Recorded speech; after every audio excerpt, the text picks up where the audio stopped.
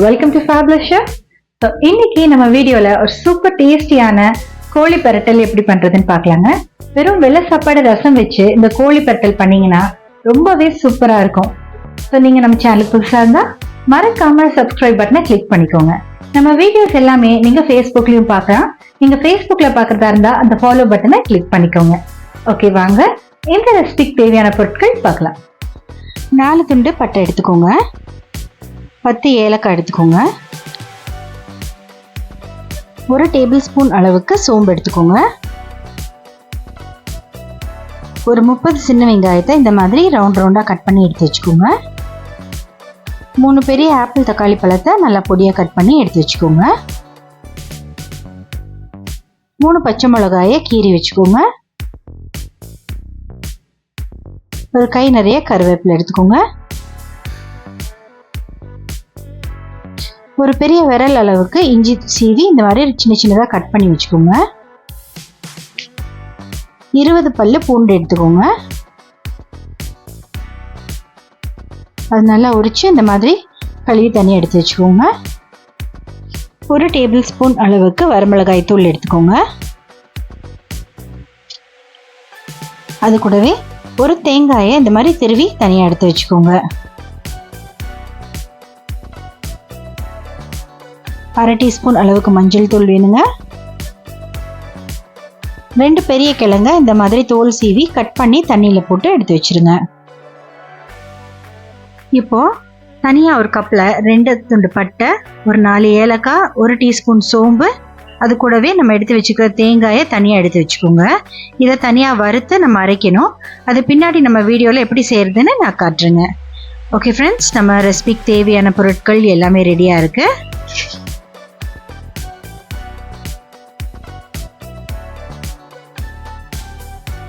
இப்போ ஒரு வடசட்டி எடுத்துக்கோங்க. ஃபஸ்ட்டு நம்ம எடுத்து வச்சுருக்கிற அந்த இஞ்சி பூண்டை வணக்கி அரைக்கணும். அதுக்கு கொஞ்சம் எண்ணெய் சேர்த்துக்கோங்க. ஒரு 2 டேபிள் ஸ்பூன் அளவுக்கு நீங்கள் சமையல் எண்ணெய் சேர்த்துக்கலாம். அந்த எண்ணெய் நல்லா சூடாகட்டும். சூடானதும் நம்ம எடுத்து கட் பண்ணி வச்சுருக்கிற அந்த இஞ்சியை ஃபஸ்ட்டு சேர்த்துக்கோங்க. அது கூடவே நம்ம உரித்து கழுவி வச்சுருக்கிற அந்த வெள்ளைப்பூண்டு சேர்த்துக்கலாங்க. இதில் ஒரு 20 வெள்ளைப்பூண்டு இருக்குது, அதையும் சேர்த்து நல்லா அந்த எண்ணெயில் வணக்கிக்கலாம். ஒரு 5 நிமிஷம் அதை நல்லா நிறம் மாற வரைக்கும் வணக்கிக்கோங்க.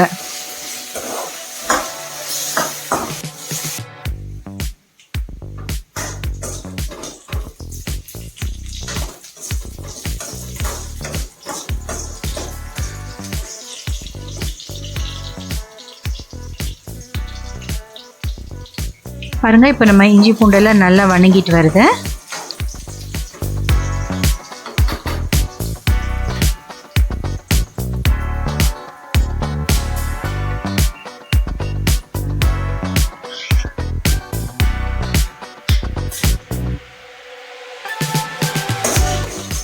இப்போ நம்ம இஞ்சி பூண்டெல்லாம் நல்லா வணங்கிருச்சு. அதை தனியாக ஒரு கப்பில் எடுத்து வச்சிடலாம்.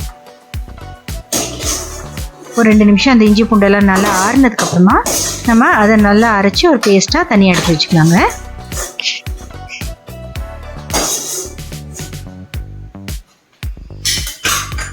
இப்போது அதே வடசட்டியில் இனி கொஞ்சம் எண்ணெய் சேர்த்துக்கலாங்க. ஒரு டேபிள் ஸ்பூன் அளவுக்கு எண்ணெய் சேர்த்துட்டு நம்ம எடுத்து வச்சுருக்கிற அந்த பட்டை, ஏலக்காய், சோம்பு, அந்த தேங்காய், அந்த மிக்ஸ்சரை கொஞ்சம் கொஞ்சமாக போட்டு வறுத்து அரைச்சிக்கணும். 2 துண்டு பட்டை, ஒரு 5 ஏலக்காய், 1 டீஸ்பூன் அளவுக்கு சோம்பு சேர்த்து நல்லா வறுத்துக்கணுங்க. இப்போ நம்ம எடுத்து வச்சுருக்கிற தேங்காயை சேர்த்துக்கலாம். நான் இன்றைக்கி சின்னதாக ஒரு தேங்காய் எடுத்து திருவி வச்சுருக்கேன், அதையும் நல்லா சேர்த்து வறுத்துக்கலாம். ஸ்பைசஸ் எல்லாம் நம்ம வறுக்கிறப்போ கொஞ்சம் அடுப்பு எப்போவுமே ஸ்லோவில் தான் வச்சுக்கணும். அது கூடவே ஒரு 1/2 டீஸ்பூன் அளவுக்கு மஞ்சள் தூள் சேர்த்துக்கோங்க.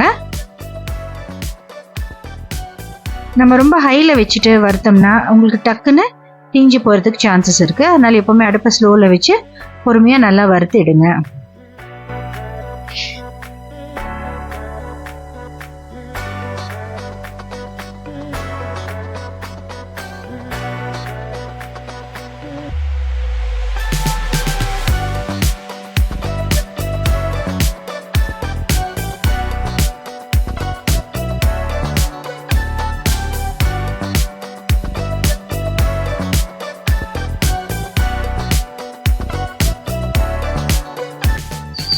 இப்போ நம்ம தேங்காயெல்லாம் நல்லா வறுப்பட்டுருச்சு.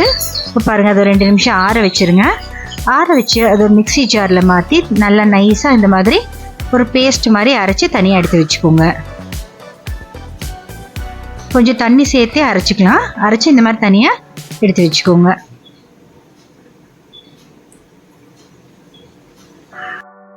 ஓகே ஃப்ரெண்ட்ஸ், வாங்க நம்ம பெரட்டலை செய்ய ஆரம்பிச்சிடலாம். இப்போ நம்ம கோழி பெரட்டல் பண்ணுறதுக்கு ஒரு 4 டேபிள் ஸ்பூன் அளவுக்கு எண்ணெய் ஃபஸ்ட்டு சேர்த்துக்கோங்க. நான் இன்றைக்கி நார்மல் குக்கிங் ஆயில் தான் யூஸ் பண்ணியிருக்கேன். எண்ணெய் நல்லா சூடானதும் நம்ம எடுத்து வச்சுருக்கிற ஸ்பைசஸ் எல்லாம் சேர்த்துக்கலாம். இப்போது நம்ம எடுத்து வச்சுருக்கிற அந்த 4 துண்டு பட்டையை சேர்த்துக்கலாங்க. அடுத்ததாக நம்ம எடுத்து வச்சுருக்கிற ஏலக்காய்.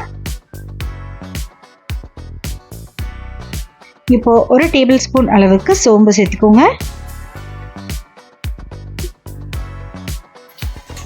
இப்போ இந்த ஸ்பைசஸ் எல்லாம் பாருங்கள் நல்லா செவந்து வந்திருக்கு. இப்போ நம்ம கட் பண்ணி வச்சுருக்க சின்ன வெங்காயத்தை சேர்த்துக்கலாம். நீங்கள் இதுக்கு பதிலாக பெரிய வெங்காயம் வேணாலும் கட் பண்ணி சேர்த்துக்கலாம்.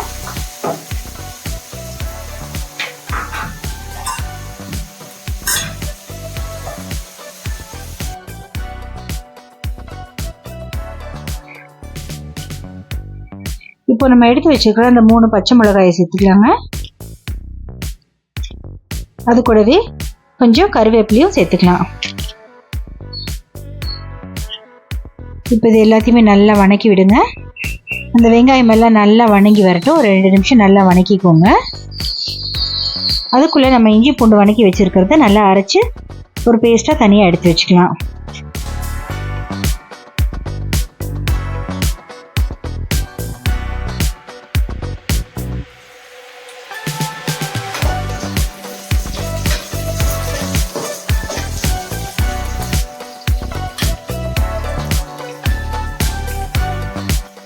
இப்போது நம்ம வணக்கி அரைச்சி எடுத்து வச்சுருக்கிற அந்த இஞ்சி பூண்டு பேஸ்ட்டை சேர்த்துக்கலாங்க.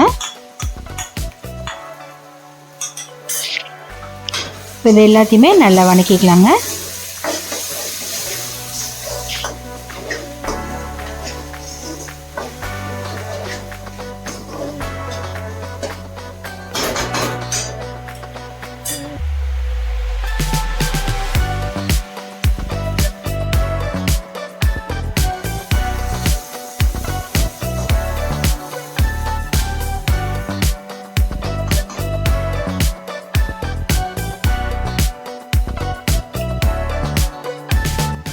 இந்த ஸ்டேஜில் நம்ம கட் பண்ணி வச்சுருக்க அந்த ஆப்பிள் தக்காளி பழத்தை சேர்த்துக்கலாங்க. நான் இன்றைக்கி நல்லா 3 பெரிய ஆப்பிள் தக்காளி பழத்தை சேர்த்துருக்கேன். அதையும் நல்லா வணக்கி விட்டுடலாம்.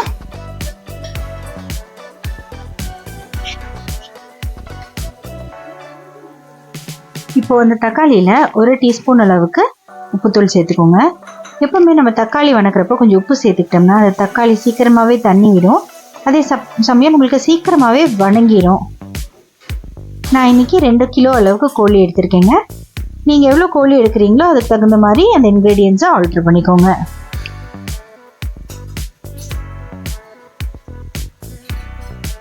ஒரு 2 நிமிஷம் அந்த வெங்காயம் தக்காளி எல்லாம் நல்லா வணங்கட்டும்.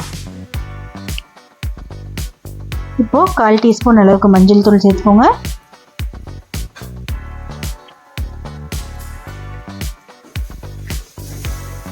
அதை வணக்கி விட்டுடலாம்.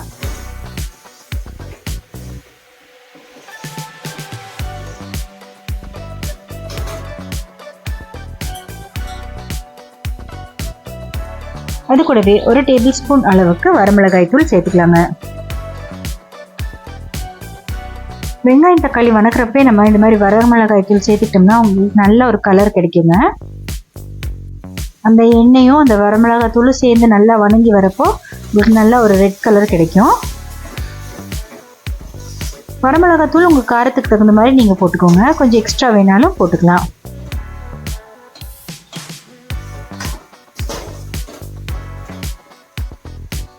பாருங்கள், நம்ம வெங்காயம் தக்காளி எல்லாம் நல்லா வணங்கிட்டு வருது. ஓகே, இந்த ஸ்டேஜில் நம்ம கொஞ்சமாக ஒரு 1/2 கப் அளவுக்கு தண்ணி சேர்த்துக்கலாங்க. இந்த மாதிரி தண்ணி சேர்க்குறப்போ நம்மளுக்கு அடி பிடிக்காமையும் இருக்கும். அதே சமயம் அந்த வெங்காயம் தக்காளி எல்லாம் உங்களுக்கு சீக்கிரமாகவே நல்லா வெந்துடும். இப்போ எல்லாத்தையுமே நல்லா கலந்து விட்டுடலாங்க.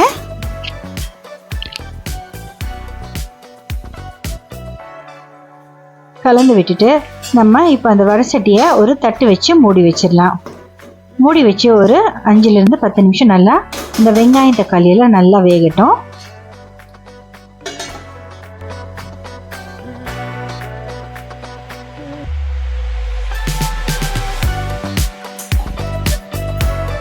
இப்போ ஒரு 5 நிமிஷம் ஆச்சு பாருங்கள். இப்போ நம்ம வெங்காயம் தக்காளி எல்லாம் நல்லா அழகாக வெந்துட்டு வருது.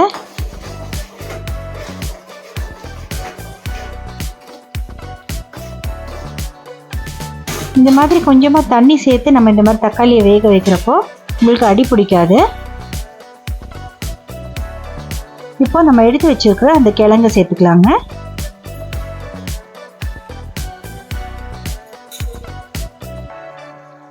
நான் இன்னைக்கு 2 பெரிய கிழங்கு எடுத்து இந்த மாதிரி கட் பண்ணி வச்சுருக்கேன். நீங்கள் கிழங்கு உங்களுக்கு எவ்வளோ வேணுமோ அந்த அளவுக்கு போட்டுக்கலாம். உங்களுக்கு கிழங்கு வேண்டாம்னாலும் நீங்கள் விட்டுடலாங்க.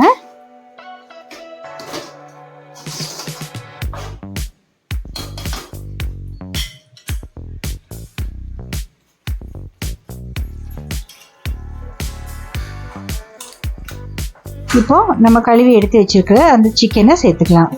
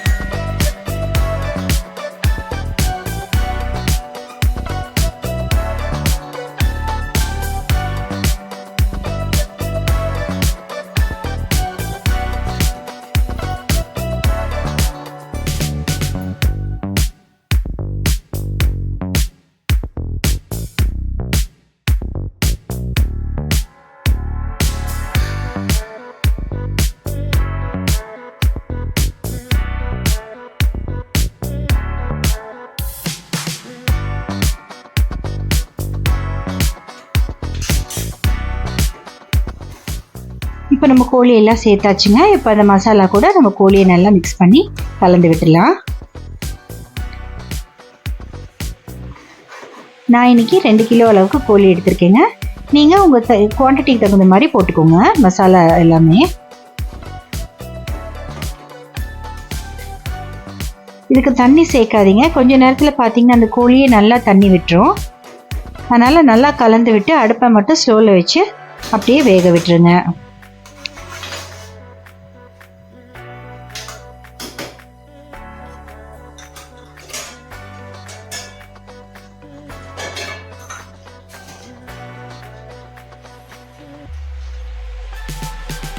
இப்போ அந்த கோழிக்கு தேவையான அளவுக்கு உப்பு சேர்த்துக்கலாங்க. 1 டேபிள் ஸ்பூன் அளவுக்கு உப்பு சேர்த்துருக்கேன். இப்போ அதெல்லாம் நல்லா கலந்து விட்டுடலாம்.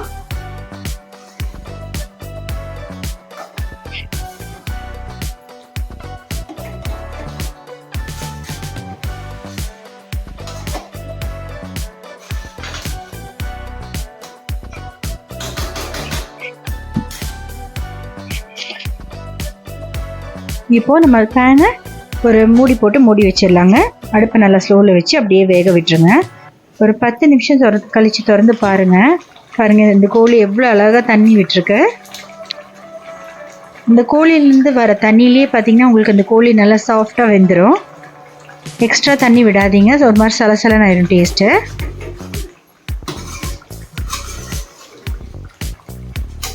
பாருங்கள் அந்த கோழி கிழங்கு எல்லாமே சூப்பராக வெந்துக்கிட்டு வருது.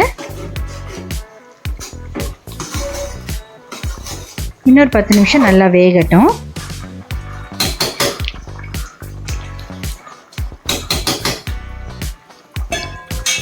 இப்போ திருப்பி நம்ம மூடி வச்சு ஒரு 10 நிமிஷம் வேக வச்சிடலாம். அதுக்குள்ளே நம்ம ரெடி பண்ணி வச்சுருக்கிற அந்த தேங்காயை நல்லா நைஸாக அரைச்சி ரெடி பண்ணி வச்சுக்கலாம்.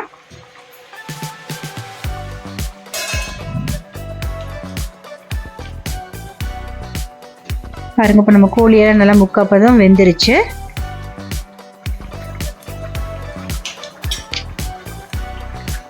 இப்போ நம்ம அரைச்சி எடுத்து வச்சுருக்கிற அந்த தேங்காயை சேர்த்துக்கலாம். இந்த தேங்காய் சேர்த்ததுமே நம்மளுக்கு அந்த தண்ணி மாதிரி இருக்கிறதெல்லாம் நல்லா திக்காகி ஒரு கிரேவி மாதிரி வந்துடும். தேங்காய் சேர்த்து நல்லா கலந்து விட்டுருங்க. இந்த ஸ்டேஜ்லேயே உப்பு காரம் எல்லாம் கரெக்டாக இருக்கான்னு ஒரு தடவை செக் பண்ணிக்கோங்க. இந்த ஸ்டேஜில் உப்பு காரம் ஏதாவது சேர்க்கணுன்னா நீங்கள் சேர்த்துக்கலாம். ஆக்சுவலாக உங்களுக்கு குழம்பு மாதிரி வேணும்னா நீங்கள் இந்த ஸ்டேஜ்லேயே கூட அடுப்பை ஆஃப் பண்ணி குழம்பு மாதிரி சர்வ் பண்ணலாம். ஆனால் நான் இன்றைக்கி பெரட்டல் மாதிரி பண்ணுறதுனால என்ன பண்ணணுன்னா இதை நல்லா வற்ற விட்டுணுங்க. அந்த தண்ணியெல்லாம் வற்றி நல்லா பெரட்டி வந்ததுக்கப்புறமா நம்ம அதை ட்ரை ஆனதுக்கப்புறமா எடுத்து சர்வ் பண்ணிடலாம்.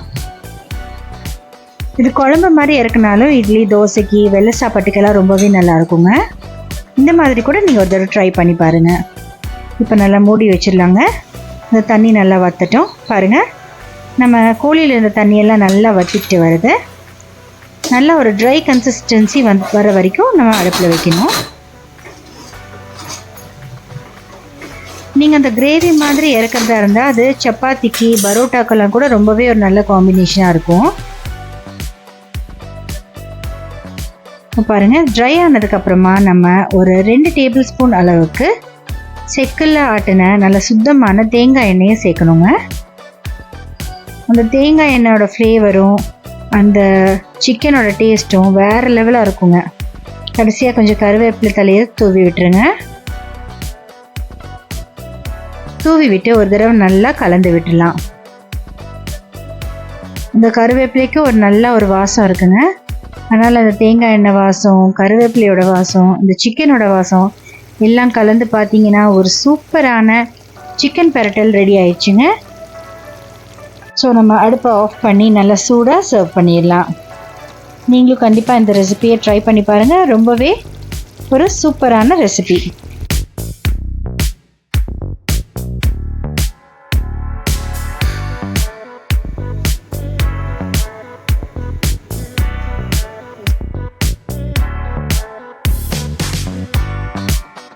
ஓகே ஃப்ரெண்ட்ஸ், நம்மளோட சூப்பரான டேஸ்டியான கோழி பெரட்டல் ரெடி ஆயிடுச்சு. நீங்களும் கண்டிப்பாக ட்ரை பண்ணி பாருங்கள். வெறும் வெள்ளை சாப்பாடு ரசம் வச்சு இந்த கோழி பெரட்டல் வச்சிங்கனாலே போதும், எல்லாருமே ரொம்ப என்ஜாய் பண்ணி சாப்பிடுவாங்க. நீங்களும் கண்டிப்பாக ட்ரை பண்ணி பார்த்துட்டு உங்கள் கமெண்ட்ஸை எனக்கு சொல்லுங்கள். நீங்கள் நம்ம சேனலுக்கு புதுசாக இருந்தால் மறக்காமல் சப்ஸ்கிரைப் பண்ண கிளிக் பண்ணிக்கோங்க. இன்னொரு இன்ட்ரெஸ்டிங்கான வீடியோட உங்களை சீக்கிரமாக சந்திக்கிறேன்.